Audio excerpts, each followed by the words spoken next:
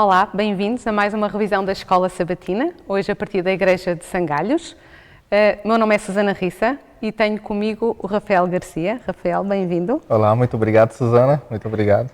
Convidamos a todos a partilharem deste estudo da Bíblia. Estamos a estudar este trimestre o tema do grande conflito e hoje iremos aprofundar mais um tema deste assunto, que é o fundamento do governo de Deus. Mas antes de começarmos propriamente o estudo, queremos pedir a direção de Deus e por isso vamos orar. Convido a todos a inclinar os rostos e vamos orar. Querido e bom Pai, muito obrigada, Senhor, pela Tua palavra. Muito obrigada pela oportunidade que temos de estudá-la, de aprender mais de Ti, do conhecimento que Tu queres que tenhamos para nos prepararmos, Senhor. Para que, quando Tu voltarmos, nós estejamos firmes na nossa fé em Ti, Senhor. Queremos-te pedir agora o Teu Santo Espírito, a Tua direção para este estudo, para que possa ser a Tua palavra a falar e não nenhum de nós. Em nome de Jesus. Amém. Amém. Amém. Este tema do grande conflito é sem dúvida importante para nós, não é, Rafael? Sim. Aparece na Bíblia desde o Gênesis até o Apocalipse. É um assunto que nos permite conhecer o passado, o presente, o futuro e por isso é importante nós passarmos todo este texto, todo este contexto e estudarmos cada vez mais e percebermos o que é que tem a dizer a cada um de nós como cristãos, certo? Perfeitamente. Então, o verso áureo tem Apocalipse 12:17, é realmente um texto central no estudo de hoje.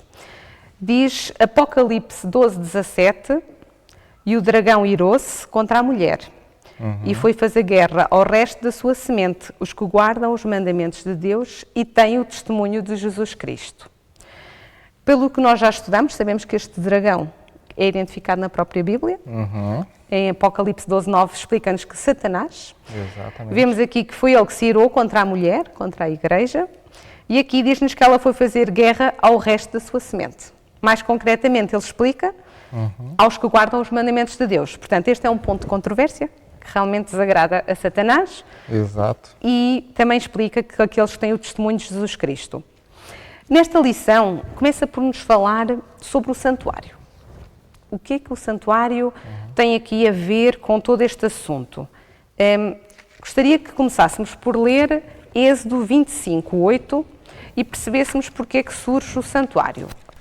Em Êxodo, capítulo 25, versículo 8, Deus diz-nos: e me farão um santuário para que eu habite no meio deles. Então, foi Deus que instituiu o santuário. Queres nos ajudar a perceber o porquê? Para que é que surgia o santuário? É muito interessante isso, Susana, porque mostra também que Deus tem um interesse, né? Porque para além do santuário ser uma forma didática de ensinar o povo, também era um espelho do que havia no céu.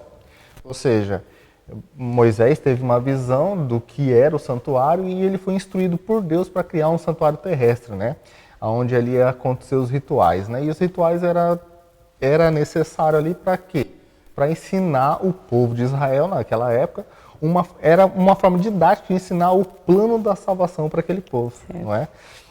Uma coisa que eu queria só puxar um pedacinho para o sábado, que vai falar ali que eu queria, na verdade, pegar só o título da lição, que vai falar que é o fundamento, né, do governo de Deus. E, como a Susana sabe, eu trabalho no ramo de construção civil e uma coisa só tem fundamento, mesmo um prédio como esse, bonito como esse, só é garantido porque tem um bom fundamento, tem um bom alicerce. E a gente vai entender também aqui que o santuário e a lei, ele também é muito importante porque é o nosso alicerce também da nossa fé, não é? Se a gente estiver bem estruturado, bem fundamentado na palavra de Deus, né, no que essa doutrina quer nos ensinar, a gente certamente vai estar pisando em solo firme, não é? Então, este santuário foi instituído por Deus, porque Deus quis se fazer sentir no meio do povo. Deus queria dar a conhecer o plano da salvação, a possibilidade das pessoas terem o perdão dos seus pecados, não é?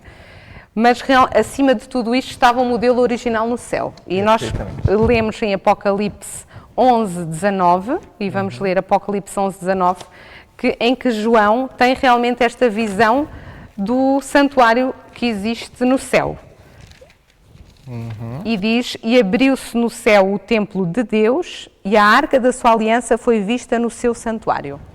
Então, vemos que neste santuário, nós sabemos que era composto por diferentes partes e tinha um lugar muito especial, que era o lugar santíssimo. O que é que nós encontrávamos lá? No lugar santíssimo, que aqui João também vê no céu, o que é que diz? Para além né, do lugar santíssimo, o próprio trono de Deus, né, ali tinha uma arca da aliança, né, que faz a gente também ter uma visão também do que poderia simbolizar aquilo, né? Então, simboliza também que a lei também está intrínseca ali. Não como forma de salvação para o povo, né? Porque a lei, na verdade, eu posso dizer que é como se fosse um espelho. A lei vai me mostrar qual que é a minha falha, qual que é o meu defeito e no que eu devo corrigir. Se eu tivesse uma mancha no meu rosto, o que o espelho vai mostrar? É a sujeira que está no meu rosto. Mas para eu me limpar, eu preciso de uma obra salvífica, que vai vir de Cristo, né? Como o Cordeiro de Deus. E ter ali a Arca da Aliança, né, no santuário celestial é algo que para a gente também nos diz muito em questão ali da presença de Deus também no meio do seu povo, não é? Porque a Arca da Aliança também estava ali no santuário terrestre, né, e era onde manifestava ali a presença de Deus através do que é chamado Shekinah, né? Então era uma coisa fantástica. E dentro dessa arca, onde Deus manifestava a sua presença, através do Shekinah, sobre o propiciatório, nós sabemos que, à semelhança do que acontecia no santuário, diz-nos que o homem encontrava lá as tábuas da lei. Estas tábuas, que vêm já de Êxodo, foram as tábuas dadas a Moisés, também chamadas como tábuas do testemunho, e mostra realmente a importância da lei de Deus que era guardada neste lugar especial. E nós podemos realmente pensar, esta lei continua a ser importante para nós? Será que Deus mudou? Bem, pelo menos Malaquias 3,6 diz, eu, o Senhor, não mudo. Mas podemos realmente pensar, esta lei ainda é importante hoje, porque muitas vezes nós ouvimos dizer que com a morte de Jesus já não há necessidade da lei. Isso é um pouco falado, né? Mas a gente pode olhar para a simbologia de onde foi escrita os 10 mandamentos. Né? Os 10 mandamentos foram escritos em 2 tábuas de pedra. Pedra também simbolizava algo que era perpétuo, uma coisa que era eterna, não é? E então mostra também que Deus escrever com o seu próprio dedo e numa tábua de pedra mostra que aquilo lá é perpétuo, né? Mas acima de tudo que é de suma importância. E uma coisa que a gente tem que mencionar aqui que é um dos maiores pontos que vai ser atacado na lei é o que está no seu coração, que é o sábado, né? Às vezes as pessoas não se incomodam com as outras leis, não é? Não matarás, não roubarás, mas com o sábado as pessoas têm um certo, não, vamos deixar isso para lá. E a gente vai ver que isso é a maior ataque de Satanás contra a lei, realmente, né? E para além disso, a gente tem que entender que a lei que foi abolida, né, que às vezes as pessoas usam isso, é a lei cerimonial. Ou seja, hoje a gente não precisa sacrificar um cordeirinho ali, levar o holocausto, no meu caso, né? E a gente só percebe que existia 2 grupos de pessoas que acreditavam numa graça salvífica. Um que era para um Deus que viria e nós hoje para um Deus que já veio. Amém. Realmente não faz sentido continuar os rituais quando eles apontavam para o sacrifício do verdadeiro Cordeiro, que era Jesus, e que se consumou com a morte de Jesus na cruz. Mas pensarmos realmente, a lei moral continua a fazer sentido.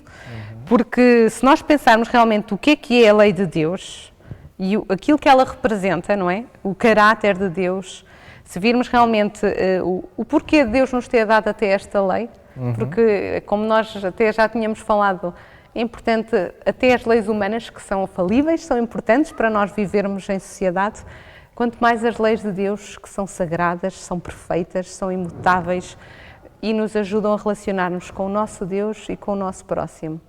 Nós continuamos a precisar desta lei. E a Bíblia fala-nos mais realmente sobre a lei e mostra-nos que o nosso problema não é com a lei. O nosso problema é com o pecado, deve ser com Satanás, não propriamente com a lei. E podemos ler mais sobre este fundamento do trono de Deus. Vamos, por exemplo, ler Salmos 89, 14. que é um texto que nos explica um pouco mais sobre a lei, sobre este fundamento do governo de Deus. E diz assim, Salmos 89, 14. Retidão e justiça são a base do teu trono. Amor e fidelidade vão adiante do teu rosto.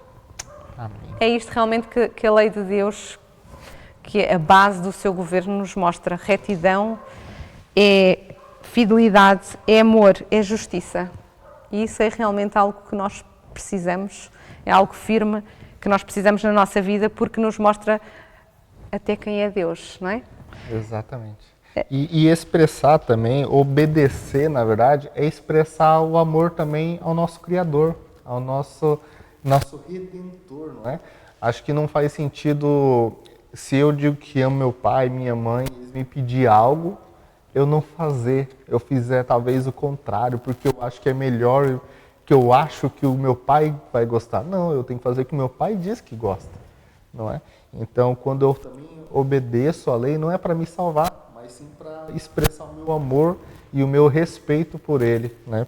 Como meu Deus. Certo, o obedecermos à lei não nos salva, não nos é? salva. Somos salvos pela graça, mas realmente é um resultado de nós percebermos o autor da lei, Exatamente. o que ela representa, o que ela faz em nós. E a lição também nos falava sobre a criação. O que é que a criação e o sábado têm a ver com a lei de Deus? Queres-nos falar um pouco, Rafael? Quando a gente vai olhar, principalmente pegando já um gancho aí no sábado, né? A gente vai ver que o sábado ali é a parte da lei que vai nos dizer quem é Deus, né? Que ele vai falar que é um Deus criador. Ele criou o sábado para o ser humano ali ter um momento de deleite com ele. É um momento especial com Deus. É um momento que eu posso chegar mais perto. Mas às vezes algumas pessoas podem me acusar assim, não, mas adorar a Deus, você adora todos os dias, você não precisa ter um dia especial. Mas eu gosto muito de uma ilustração que certa vez eu ouvi, não lembro de quem agora, mas que levou em consideração como se fosse um aniversário de casamento. Ou seja, se eu tenho uma relação tóxica com a minha esposa, não faz sentido eu celebrar realmente o aniversário de casamento. Mas se eu tiver um ano inteiro do lado da minha esposa, com alegria, com felicidade, com harmonia realmente, o meu aniversário de casamento vai ser fantástico igual. Então, se eu tiver uma semana ao lado de Deus, eu sei que o sábado também para mim vai ser muito mais deleitoso, porque eu vou agora comemorar o descanso que Ele me concedeu, o meu presente, né? Que é estar do lado dele num dia tão especial. E que foi feito para nós, não é? Exatamente. Ainda falando sobre a importância da lei de Deus e como ela é imutável, nós vemos no próprio exemplo de Jesus. Jesus, em Mateus 5, 17 e 18, na lição de segunda-feira, ele dizia-nos que não veio para abolir a lei, certo? Nem a lei, nem os profetas, né? Exatamente. Então, 5, 17 e 18, ele diz: Não penseis que vim destruir a lei ou os profetas, não vim para destruí-los, mas para cumpri-los. Em verdade vos digo que até que o céu e a terra passem, nem um jota ou um tilo se omitirá da lei sem que tudo seja cumprido. Mostra logo a importância de que tudo se cumpra. Nem Exatamente. um jota ou um tilo seja omitido, nada seja alterado. E esta lei deve realmente permanecer, como nos diz o Salmos 111, 7, que também acho que é importante nós lermos. Salmos 111, versículo 7, que diz: As obras das suas mãos são verdadeiras e justas, fiéis são todos os teus preceitos. Todos os preceitos de Deus são justos, são fiéis. A lei de Deus é boa para nós, toda ela. E o dever do homem é-nos dito em Eclesiastes, capítulo 12, versículos 13 e 14. Eclesiastes, vamos ler, Eclesiastes 12, versículos 13 e 14, que diz: De tudo o que se tem ouvido, a conclusão é: teme a Deus e guarda os seus mandamentos, pois isto é todo o dever do homem, porque Deus há de trazer a juízo toda a obra, inclusive é tudo o que está encoberto, quer seja bom, quer seja mau. Exatamente. Então, temer a Deus e guardar os seus mandamentos é realmente o nosso dever. E nós sabemos que no centro desta lei está essa rocha firme, que é a marca instituída pelo próprio Deus, que é o sábado. O sábado é um mandamento que começa de uma forma diferente, não é? Diz, lembra-te. É algo que já vem desde o Gênesis.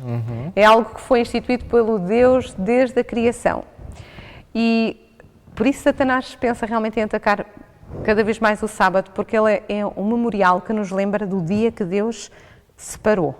Se nós formos a ler Gênesis, logo no capítulo 2, versículos 1 a 3, vamos ver o que é que Deus fez após a criação, no 7º dia. Gênesis 2, versículos 1 a 3, diz assim: Assim, os céus, a terra e todo o seu exército foram acabados. Havendo Deus acabado no 7º dia a obra que fizera, descansou nesse dia de toda a obra que tinha feito. E abençoou Deus o 7º dia e o santificou, porque nele descansou toda a obra de criação que fizera. Então, foi este dia que Deus separou, que Deus santificou, que Deus abençoou. E quando nós pensamos realmente no que representa o sábado, também tem a ver com lembrar-nos de quem é o nosso Criador e que nós somos as criaturas. É interessante, inclusive, que o Espírito de Profecia, no livro Grande Conflito, diz-nos que se o homem sempre tivesse guardado o sábado, não havia idolatria nem ateus. Isso mostra a importância que o sábado tem no homem, ao lembrá-lo de quem ele é. Somos meras criaturas, dependemos deste Deus. Então nós devemos adorar realmente a Deus no sábado, porque foi o dia escolhido por Deus. Não conseguimos transferir a importância deste dia para um outro dia qualquer, certo? Exato. Ter tantas pessoas esquecendo do sábado, numa importância como essa que você falou, que se as pessoas guardassem não teríamos ateus, não teríamos a idolatria, faz a gente pensar que às vezes essa mensagem tem que ser realmente propagada, tem que ser realmente levada à força, né? E não pode ser esquecida, não pode ser desconsiderada, tem que ser, na verdade, reforçada, não é? É uma coisa que chama muita atenção. É realmente um motivo para nós de adoração neste dia, lembrar-nos do nosso Criador, o nosso Redentor. E se nós adoramos a Deus neste dia, deve ser como sinal da nossa lealdade a Deus. Ezequiel, no capítulo 20, versículo 12, fala-nos mesmo nisto. Vamos ler Ezequiel 20, 12. Fala-nos deste sinal de lealdade. Ezequiel 20, 12 diz o seguinte: Também lhes dei os meus sábados para que servissem de sinal entre mim e eles, para que soubessem que eu sou o Senhor que os santifica. Então este é um sinal que Deus instituiu entre ele e o seu povo, cada filho dele. E realmente nós devemos adorar a Deus neste dia como sinal da nossa lealdade àquilo que Deus instituiu. Não devemos questionar, não devemos sobrepor, alterar, devemos obedecer a este Deus que nos ama, que nos criou e sabe realmente o que é melhor para nós. Quando nós guardamos o sábado, nós estamos a declarar que somos dependentes de Deus, que precisamos da sua graça, não é? Exatamente. Então surge aquele versículo que nós falávamos também, quando nós guardamos os mandamentos e pensamos que vamos alterar só este aqui, o que é que a Bíblia nos diz quando nós quebramos um mandamento? Somos culpados por todos, né? Tiago 2,10. Vamos sim, abrir. Vamos abrir. Sim. Vale muito a pena, não é? Porque realmente este é um ponto que Satanás nos ataca, porque ele sabe que se nos levar a cair num ponto, realmente somos culpados todos eles. Em Tiago 2, capítulo 2, versículo 10, diz: Qualquer que guardar toda a lei, mas tropeçar em um só ponto, torna-se culpado de todos. Exatamente. E também guardar a lei é uma forma da gente expressar que a gente conhece o nosso Deus. Eu queria pedir também para ler o texto de 1 João, está um pouquinho mais à frente, que é João 2, deixa eu só confirmar. 2,4, exatamente. Que diz assim, ó: Aquele que diz, eu conheço e não guardo os seus mandamentos, é mentiroso, e nele não está a verdade. Isso aqui tem que ser um alerta para a gente. Porque se a gente fala que a gente acredita e crê e conhece a Deus, mas não vive em consonância com a palavra, a gente é mentiroso. A gente pode estar ensinando alguma coisa que não é verdadeira e que não vem do coração de Deus. Não é? Então a gente está fito nisso, é um sinal de que a gente está passando a mensagem verdadeira, não é? Porque se nós conhecemos a Deus e sabemos que os seus mandamentos são um reflexo do seu caráter, do seu amor, nós vamos querer guardá-los. Percebemos Exatamente. o que está por detrás. Não são meras leis, como as leis humanas, são princípios que nos ajudam a sermos mais felizes na nossa relação com Deus e com o nosso próximo. Perfeitamente. E por isso a lição também nos diz que Satanás tem grande ira com o povo de Deus. E esta ira está a se intensificar, não é, Rafael? Tá. Como nos diz Apocalipse 12:12, há um motivo para ele ter cada vez mais ira, não é? Exatamente. Vamos ver? Sim. Apocalipse 12:12. É Apocalipse 12:12 mesmo? Sim? Sim, né? Sim. Pronto. Na minha versão diz assim: pois isso festejais os céus e vós que neles habitais. Ai da terra e o mar, pois o diabo desceu até vós, cheio de grande cólera, sabendo que pouco tempo lhe resta. Isso aqui é uma coisa que chama muita atenção, porque até a morte de Cristo na cruz, Satanás ainda tinha acesso ao céu. Não é por quê? Porque ele ia lá como representante da terra. Quando Cristo morre na cruz, ele é derrotado, ele perde esse acesso ao céu. E agora ele está preso nessa terra. Né? Geologicamente falando, ele está preso nessa terra. E ele não veio com alegria, ele não veio com um desejo de bem. Na verdade, ele veio com ódio, né? Ódio de quem? Ódio do povo remanescente, aqueles que guardam os 10 mandamentos, que insistem em estar do lado de Deus, não é? Então, por isso que a passagem aqui vai dizer assim, ó, ai da terra e do mar, porque a gente agora está com o inimigo aqui declarado com muito ódio. Não Estamos é? no território do inimigo. No território do inimigo, e ele por sabe enquanto. que tem pouco tempo, não é? Neste Exatamente. grande conflito que temos estado a estudar. Então, por saber que tem pouco tempo, ele tem que trabalhar mais, não é? Exatamente. E ele, como nos diz aqui, sobretudo ele está furioso com o povo de Deus. E diz-nos no capítulo Apocalipse 13:7 que foi-lhe permitido fazer guerra aos santos e vencê-los. E deu-se-lhes poder sobre toda a tribo, língua e nação. Então, nós vemos aqui esta ira de Satanás que procura substituir-se à autoridade de Deus. Ele quer sobrepor-se, sempre foi essa a questão, não é? Nós sabemos que a questão do grande conflito tem por base a adoração. Satanás quer sobrepor-se, quer adoração e quer anular ou sobrepor as suas leis, as leis que ele institui homens a fazer, às leis de Deus. E a lição lembra-nos aqui que neste grande conflito Satanás vai-se usar realmente de poderes na Terra, aliados, e a quem ele vai dar poder, estas forças, para fazer guerra ao povo de Deus.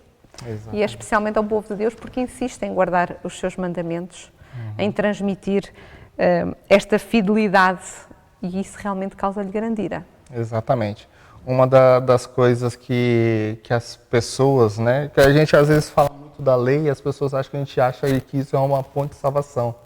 E antes de começar o meu comentário, eu queria pedir para abrir Efésios 2:8. No livro de Efésios 2:8 vai dizer assim: porque pela graça sois salvos, mediante a fé. Isso não vem de vós, é dom de Deus. Então nada que eu faça nessa terra, Suzana, vai me garantir salvação. Nada que o Rafael possa fazer, que a Suzana pode fazer, a Suzana pode guardar os 10 mandamentos, não vai garantir salvação. A salvação vem mediante a fé, e isso não vem de vós, é um dom de Deus. Mas por que então a gente coloca isso como algo importante? Porque primeiro, que a gente vai ver que vai ser um sinal, não é? É um sinal entre o povo de Deus e aquele que não é? Sobretudo, também é uma forma de eu expressar que eu também sou uma pessoa salva, não é? Como a Suzana iria saber, ou até mesmo como eu mesmo iria saber se eu sou salvo ou não, se eu continuo indo talvez em festas mundanas, fazendo barbaridade, roubando, matando, não faz sentido. Uma pessoa salva não iria ter, e a pessoa salva é seguir os passos de Cristo. Estás a querer dizer é que ao seguirmos a Cristo, isso transforma a nossa maneira de viver. Perfeitamente. E mesmo sem ser propositadamente ou conscientemente, vai instituir na nossa rotina, na nossa vida, hábitos diferentes e práticas diferentes, nomeadamente que sigam os princípios de Deus, não é? Verdadeiramente isso. Porque quem nos convence do pecado, da justiça, né, e do juízo é o próprio Espírito Santo. Então o Espírito Santo vai trabalhar em mim, só que eu tenho que estar, na verdade, atento à voz do Espírito Santo. Então o Espírito Santo vai me conduzir. Olha, Rafael, talvez não é bom você fazer isso, não é bom você fazer aquilo. E quando eu vou me apercebendo do conselho que o Espírito Santo me dá, eu vou olhar para a lei e eu vou ver que todo esse conselho, todos os passos de Cristo que eu quero seguir, está ali em ressonância ali com a lei, né? Porque a lei também ela é perfeita, pura e fiel, não é? E ela ajuda-nos, é um espelho para nós percebermos Exatamente. como estamos, se nos estamos a desviar daquilo que nós sabemos que é o padrão da felicidade, não é? Exatamente. Mas realmente todas as pessoas neste grande conflito vão ser chamadas a fazer uma escolha. Se queremos realmente obedecer àquilo que é definido por Deus, à lei de Deus ou aos preceitos humanos, às leis humanas. E é isto que Satanás quer fazer-nos realmente fazer a escolha contrária às leis de Deus. Satanás quer realmente fazer-nos acreditar que é importante seguirmos decretos humanos e não que não seja importante obedecer às autoridades terrestres, mas como Pedro diz, também em Atos 5, como Pedro diz em Atos 5:29, mais importa obedecer a Deus do que aos homens. Exatamente. É um versículo que nós conhecemos e realmente nós seremos chamados a mostrar a quem é que vamos na nossa vida demonstrar que adoramos. Mais do que aquilo que dizemos, é aquilo que iremos fazer, não é? Exatamente. Por isso a lição nos fala também desta questão de uma marca que nós vamos revelar na nossa vida, que é de que lado é que nós vamos estar. A quem é que nós vamos prestar a nossa fidelidade e a nossa obediência. Isso vai-se nos revelar nas nossas crenças, mas mais do que isso também nas nossas ações. E como a lição nos dizia, haverá sempre um povo que teima em guardar os mandamentos de Deus e ter o testemunho de Jesus. Exatamente. E esta é realmente as características que enfurecem Satanás, porque como vimos no verso áureo, é sobre este povo que se vai irar e que vai realmente fazer guerra. Então, mas junto do tempo do fim, surge também a mensagem de Apocalipse 14, que é a mensagem dos 3 anjos, também assim conhecida. Esta mensagem é uma mensagem de apelo, de misericórdia, é um convite. Queres-nos falar sobre ela, Rafael? Exatamente. A gente pode até acompanhar com a Bíblia, que eu acho que faz mais sentido, Sim. né, Suzana? Sim. E em Apocalipse 14... vai ser relatado as mensagens dos 3 anjos, né? A primeira vai nos falar, na verdade, ali sobre temer. E eu queria começar lendo o versículo 7, que vai dizer assim: dizendo em grande voz, né? Essa voz do primeiro anjo: temei a Deus e dai glória, pois é chegada a hora do seu juízo, e adorai aquele que fez o céu, a terra e o mar e as fontes das águas. Isso aqui é muito interessante, porque já na primeira mensagem ele está chamando a mensagem da criação, não é? E é uma das coisas que a gente está falando aqui o tempo todo, que quando a gente vai para a lei, a gente vai ver que a lei revela um Deus criador, né? E aqui a primeira mensagem fala assim, ó: temei a Deus e dai glória, pois é chegada a hora do seu juízo. E uma das coisas que eu queria destacar também nessa mensagem é que a gente não precisa ter medo do juízo, né? Às vezes as pessoas têm medo de ir no julgamento, de fazer parte de um tribunal, né? Que as pessoas acham que se está indo para lá é porque já está condenado. E na verdade não, porque a gente tem um advogado junto ao Pai, né? Que é Cristo, não é? Que passou por tudo o que nós passamos, mas que venceu, que não pecou. Exatamente. Então a primeira mensagem ali é uma mensagem ali é um clamor, né, na verdade, para que a gente possa temer a Deus ali e dar glória, não é? Este Deus foi o Deus que fez todas as coisas e Ele merece realmente que lhe seja dada a adoração.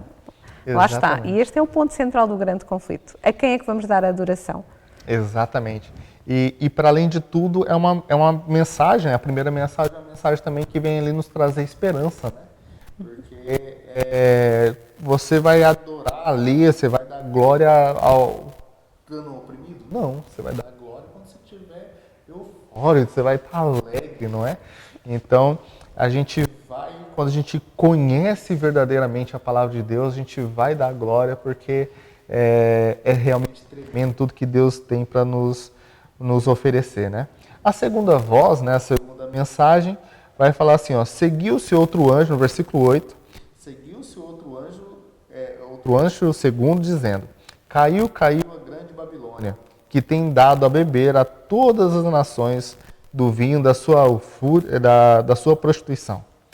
E aqui sim já é uma mensagem de advertência, não é? É uma mensagem que está sendo ensinado algo que não condiz com a palavra de Deus e que a gente tem que ter atenção, não é?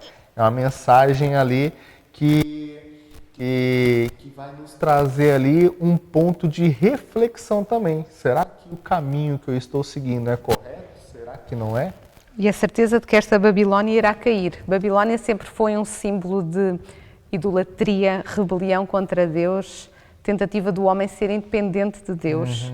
E mais uma questão que reforça aquilo que temos estado a falar, do homem querer criar as suas leis, seguir o seu caminho e sobrepor-se a Deus. Mas a certeza deste anjo é que tudo isto irá cair, tudo isto será revelado e todas as nações beberão o vinho da ira da prostituição. Todas as nações passarão realmente por este juízo de Deus e receberão a recompensa em favor realmente da sua escolha.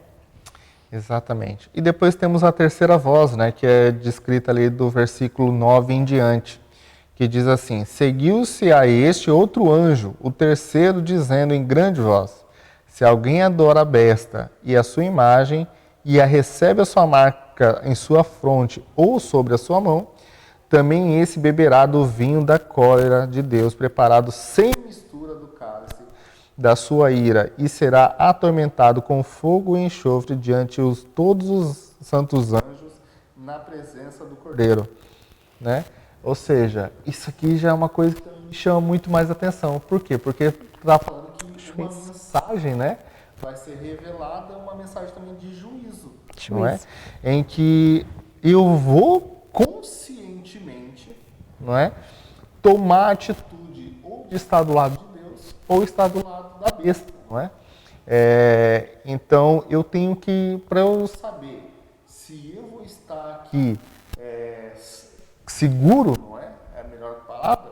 Eu tenho que já hoje estar me preparando, já hoje procurando quais são os sinais que a Bíblia me dá, quais são os passos que eu tenho que ter, não é? E quando a gente vai olhar para a Bíblia, a gente sabe que a Bíblia é realmente a lâmpada para os nossos pés, né? E que é a lei também que vai nos revelar, na verdade, qual é o caráter de Deus, qual que é o nosso modo de vida, né? Então, se a gente anda segundo a lei, segundo a essa mensagem, não é? A gente sabe que a gente está andando ali no caminho correto e mais seguro. E realmente nós vamos todos tomar uma decisão final de lealdade a Deus ou a Satanás, mas é interessante também que a lição lembrava-nos que em todas as igrejas existem realmente cristãos verdadeiros, certo? Exatamente. Pessoas que são fidedignas aos seus conhecimentos e Deus tem em conta a sua integridade e a sua fidelidade de propósito. Mas diz-nos que, porém, quando no tempo do fim for imposta, então, a lei, em que as pessoas, independentemente do que a lei de Deus diga, forem forçadas a guardar o domingo, um dia que não esteja instituído por Deus, aí as pessoas vão perceber o verdadeiro significado, vão poder fazer a sua escolha. E aí, todos sim serão julgados conscientemente mediante a escolha que fizeram. Embora ainda haja pessoas sinceras, as pessoas todas terão um verdadeiro conhecimento. Ninguém será inocente na sua escolha. Isso é muito importante. E fala-nos então que há duas características que identificam aqueles que recusam adorar a besta, não é? Então, quais são? Apocalipse 14, 12. Vamos abrir novamente. Na continuação da mensagem então dos três anjos, fala-nos da perseverança, não é? Exatamente. E então, aqui vai falar assim, Apocalipse 14, 12. Aqui está a perseverança dos santos, os que guardam os 10 mandamentos, que guardam os mandamentos de Deus e têm a fé em Jesus. Não é? Então, como eu vou saber se eu estou sendo perseverante na minha fé? É se eu guardo os 10 mandamentos, se eu reconheço meu Deus como Criador. Como que eu reconheço? Guardando os 10 mandamentos. E como que eu vou também aqui professar minha fé em Jesus? É eu levar esse evangelho adiante. E a Bíblia também diz que será pregado o evangelho a todo mundo, né? Para testemunho também. Então aí sim virá o fim. Ou seja, ninguém, como a Suzana muito bem falou, ninguém vai ser ignorante nesse período. Quando vier o decreto que obrigue a gente a guardar um dia que não vai ser o sábado, nesse período também vai ser aberto todos os olhos das pessoas. Ninguém vai estar inocente nesse momento. E vemos realmente que é um fator de perseverança, um povo que Deus vai manter sempre fiéis, que reconhecem sempre que Ele é o Rei, que Ele é o Criador, que continuam a guardar todos os seus mandamentos. Exatamente. E fala-nos desta fé, esta fé em Jesus é realmente importante, porque esta fé, a fé em Jesus é aquela fé que nos permite continuar a confiar, mesmo sem percebermos as coisas, a acreditar, continuarmos a esperar que realmente o nosso Redentor venha. E é importante nós pensarmos se estamos realmente a preparar a nossa fé. O que é que estamos a fazer para preparar a nossa fé para o futuro que nos aguarda? As coisas mudam muito rapidamente, não é? Nós temos visto muitos acontecimentos surgirem no nosso tempo, na história, e vemos como o mundo muda muito rapidamente. E nós não sabemos quando chegaremos realmente a esta altura da decisão final que realmente cada um vai manifestar e que deve ser desde agora vivida. Então, é realmente importante para nós pensarmos que vamos ter que optar entre os mandamentos de Deus e os mandamentos dos homens, mas que o povo de Deus é aquele que mantém perseverança na guarda destes mandamentos e desta fé em Jesus, uma fé inabalável, certo? Exatamente. É importante a gente também enfatizar que a gente pode procurar a Bíblia toda, a gente não vai ver a lei sendo mudada em nenhum momento. E quem na Terra tem autoridade para mudar a palavra de Deus, né? A lei de Deus. Então, a gente tem que ficar fixos mesmo no que diz a palavra de Deus.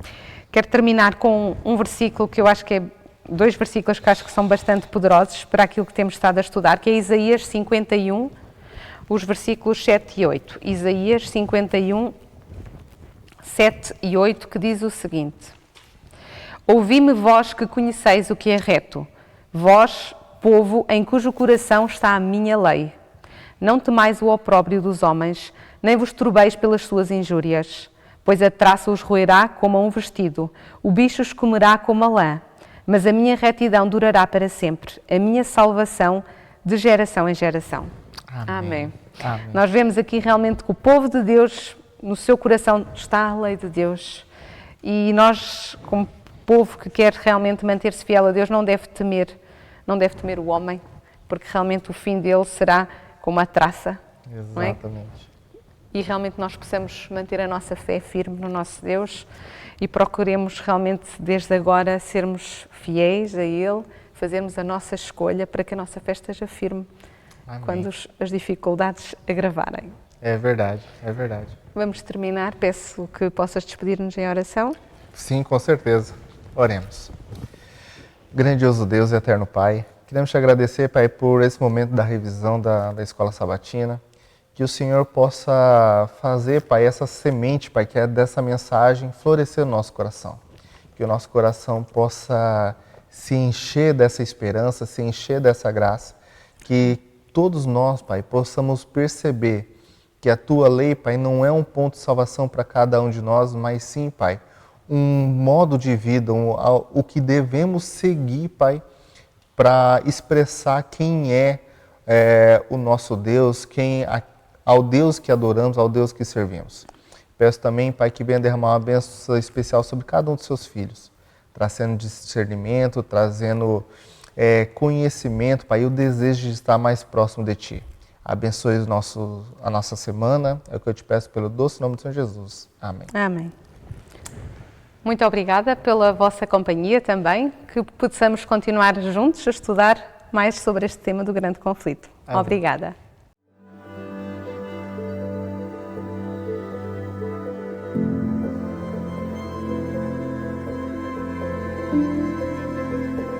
Thank you.